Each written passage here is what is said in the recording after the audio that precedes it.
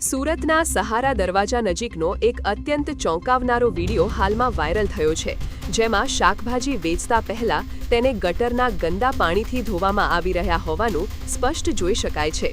આ વિડીયોમાં ખાસ કરીને લીલા ધાણાને વેચાણ માટે તૈયાર કરતા પહેલા ગટરના પાણીનો ઉપયોગ કરીને ધોવાતા દર્શાવવામાં આવ્યા છે। આ કૃત્ય લોકોના સ્વાસ્થ્ય સાથે ગંભીર ચેડા સમાન છે, જેને પગલે લોકો દ્વારા તંત્ર સમક્ષ આ પ્રકારની અખાદ્ય પ્રવૃત્તિઓ કરનારાઓ વિરુદ્ધ કડક અને તાત્કાલિક કાર્યવાહી કરવાની માગણી કરવામાં આવી રહી છે। भाइयों आप देख सकते हो, मैं ना सहारा दरवाजा पे खड़ा हूँ। वहाँ पे एक सब्जी मंडी वाला है, जो धनिया होता है उसको है ना गटर की नाली से साफ कर रहा है। मैं आपको दिखा रहा हूँ।